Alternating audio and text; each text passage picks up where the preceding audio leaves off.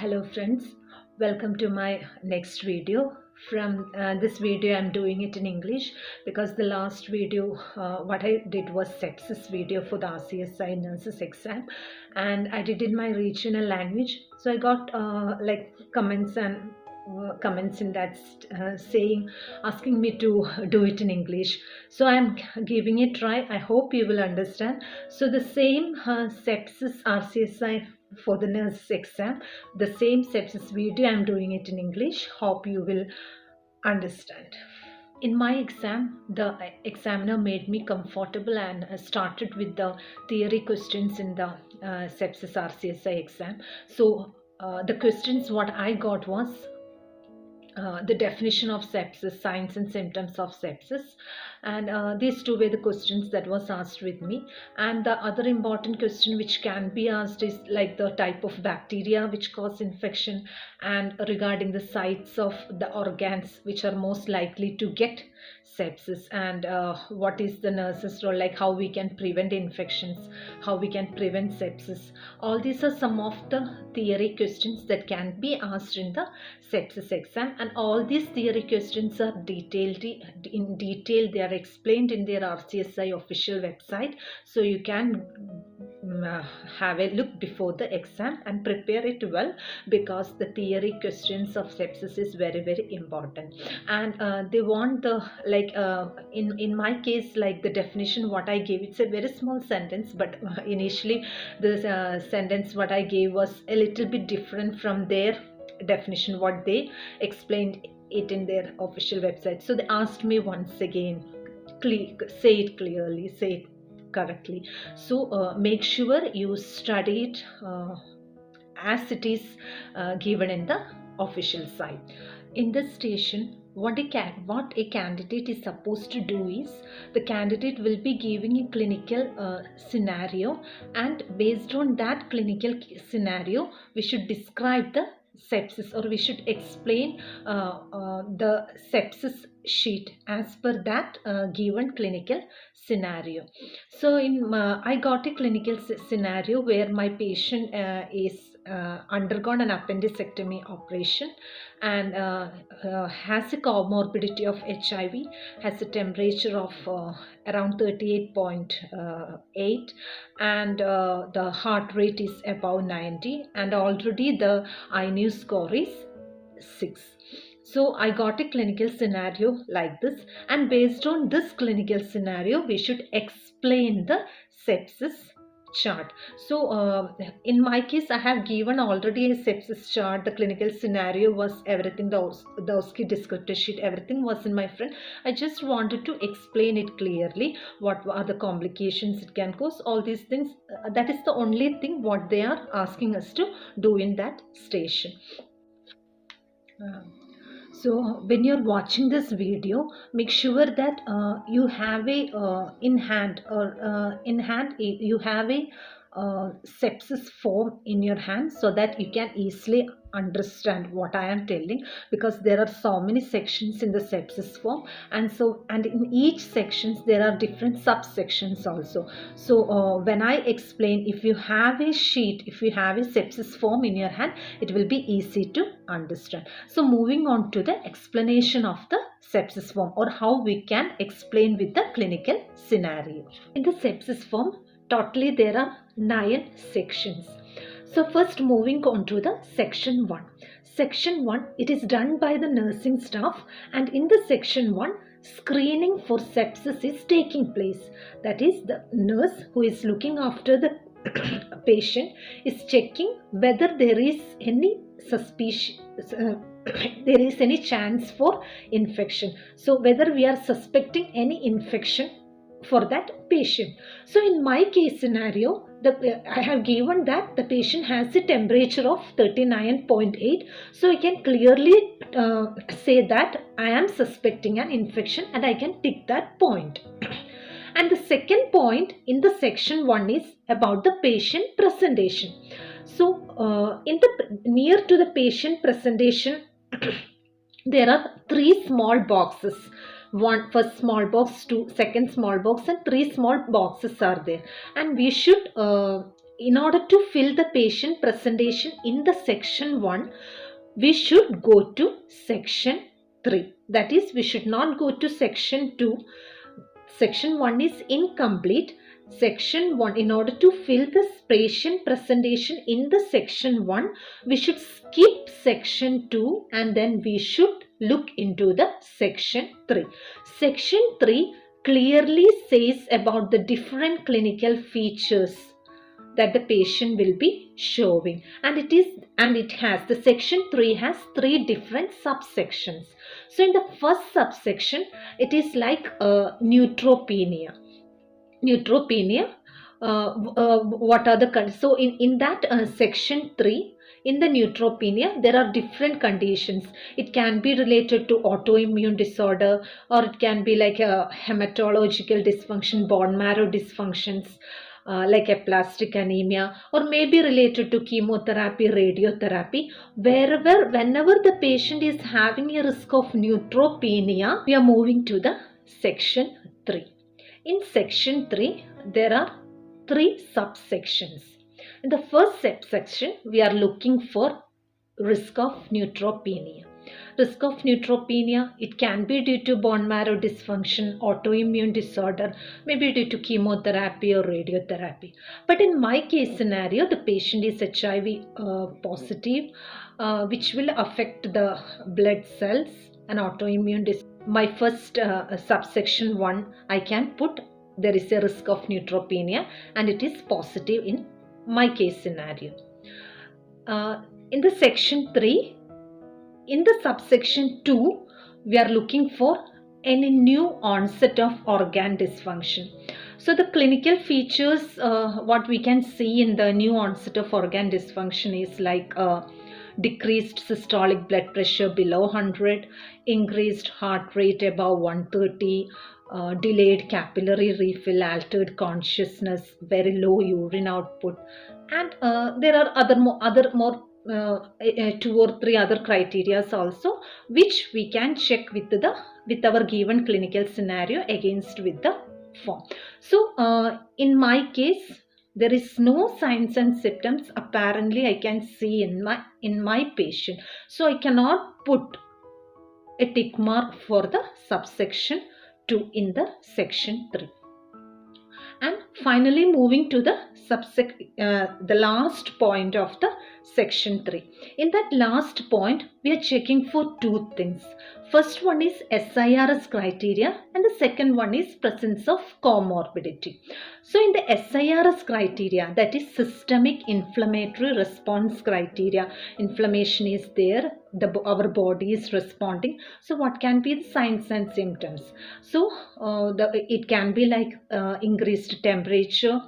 My patient is having an increased temperature of 38.9 degrees Celsius, increased pulse rate. My patient is having an increased pulse of above 90, and other than that, it can be like the blood glucose level may be increased, and there are some criteria in that SIRS criteria. So in my case scenario, 2 points are positive in the SIRS criteria, that is temperature, high temperature, as well as pulse is above 90. So I can tick 2 points in the SIRS criteria. And moving on to the comorbidity, the patient is HIV positive and undergone a recent surgery, appendectomy. So comorbidity is also positive in my case scenario. So I can take the comorbidity also. So after finding everything, the patient, everything from the section 3, after finding cross-checking with my case scenario and with the clinical features in the section 3, I will be going to the section 1 and I will be completing the patient presentation. So for me, in the patient presentation, the first box I can tick because patient is HIV and there is a risk of neutropenia. Second point I cannot tick because there is no signs of organ dysfunction. The patient has temperature, patient has increased pulse, but not to that high level, not 130 above. The pulse is not above 130, it's only above 90. So I cannot tick the patient presentation, the second point of the patient presentation. The third column of the patient presentation I can tick because I got clearly two SIRS criteria. It is a condition there should be at least minimum two SIRS criteria and one comorbidity. So I have already achieved this, like comorbidity, the patient is HIV as well as undergone a recent surgery, and the SIRS criteria, the temperature is high as well as the pulse is high. So I have got two SIRS criteria and comorbidity is also present. Since they both are present, I can tick the subsection. I can take the patient presentation, third column, and moreover the INU score what I got is what it is given in the case scenario is 6. So we have already discussed in the INUS chart that whenever the patient is having an INU score of 4 or above 4, or if the patient is on oxygen with 5 or above 5, we can directly start the sepsis form, and we can have a medical review. It should come within 30 minutes. All that we are already explained in the already explained. So in this case, section 1 I am going to complete. The suspicion of infection is present. I have to tick that column.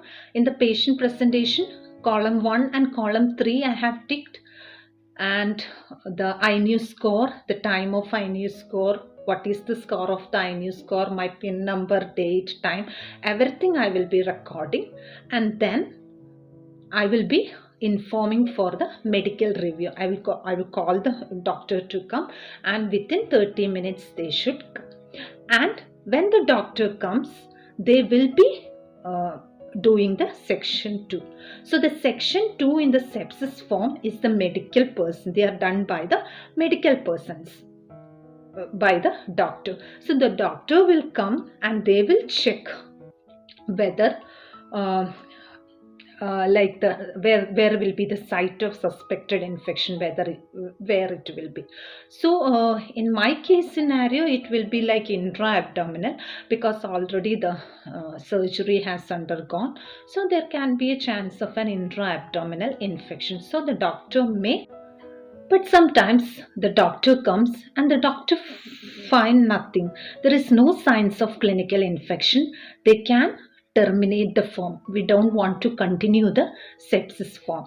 Instead, we should continue to monitor the patient, and if the patient condition deteriorates, we can do as per the INUS protocol, we can do whatever the things. But if the doctor says there is no signs of infection, they can terminate the sepsis form, and for this the doctor will be moving to the section 5.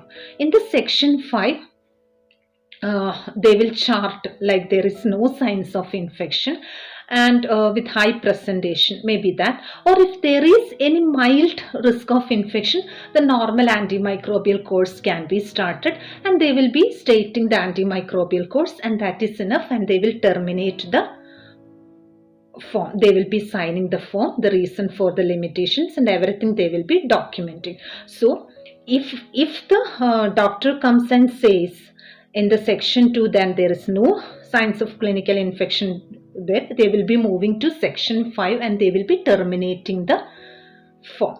But if the doctor says yes, there is a signs of infection, so in my case there can be a chance of intra-abdominal infection, it is S, the doctor will be moving to the section 4. The section 4 is very important. Section 4 is important because the time to start the section 6 will be written in the section 4.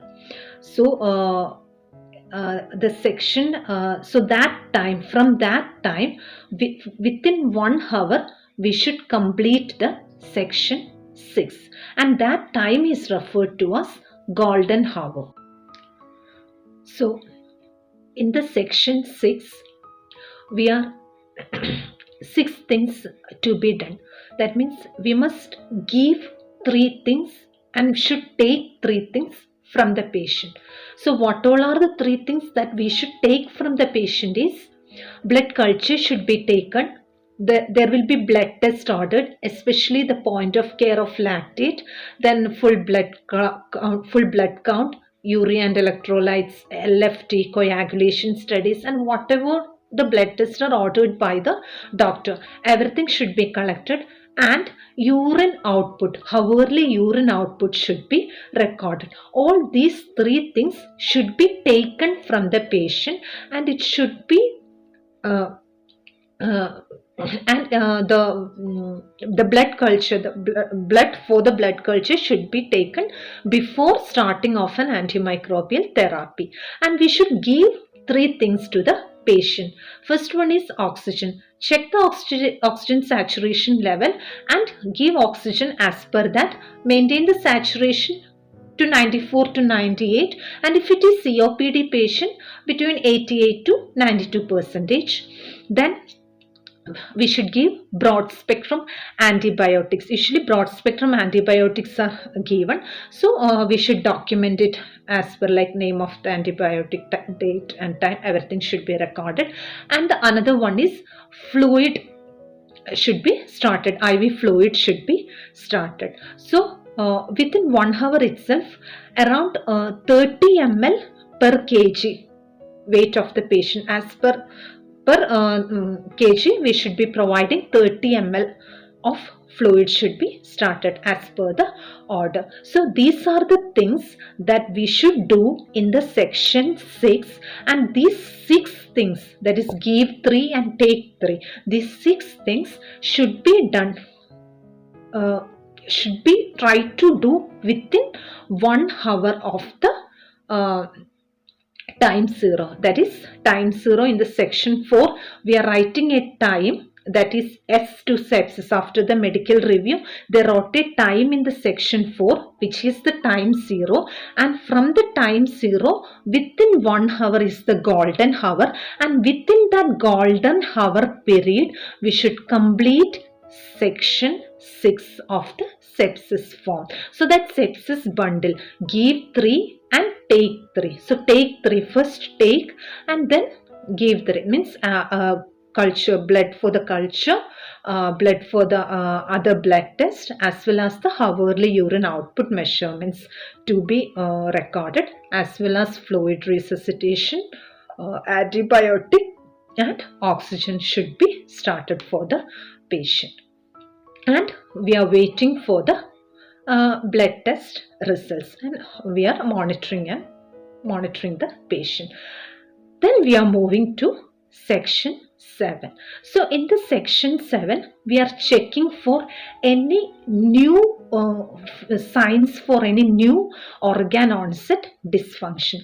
If point of care lactate blood result has come, and if it is elevated, there is a new system of organ dysfunction. And if any one is positive in this section, section 7, then it will be considered as a sepsis. Any one criteria, if it is positive, we will be considering the patient is going to a sepsis form, into a sepsis state. So we are looking for any signs of new onset of organ dysfunction. It can be by the point of care of lactate will be increased in that state, as well as the patient will be showing a new need for oxygen, even though a new demand for like oxygen supply to be increased, and urine output is not improving even after we are giving the fluids. The blood pressure is below normal, means it is not improving. Altered mental status, hematological changes, liver function studies in that changes. So if any of these changes, at least any one changes in the section 7, it is then it is states that the patient is going to be in a sepsis stage, and we should continue the sepsis protocol. But if there is no signs of organ dysfunction, the patient is not going into a sepsis, we can continue the usual treatment pathway and we can monitor. So in my case scenario, they asked me in my situation, which can be the what can be a chance for a new organ dysfunction, which can. So I told it can be like hematologically related. So it was okay for them, and and then we are moving to the section 8. So section 8, we are looking for the septic shock. That means. Like if the patient want to maintain the blood pressure, like the mean arterial pressure, if we need to maintain the mean arterial pressure, it's not maintaining even after uh, uh, giving the fluids, and if they require inotropes to maintain the blood pressure, maintain the mean arterial pressure, then there is a chance of it is under the case of septic shock. So in that case, we should inform the senior and repeat the lactate after 3 hours. If there is no changes in the condition, reassess the antimicrobial therapy.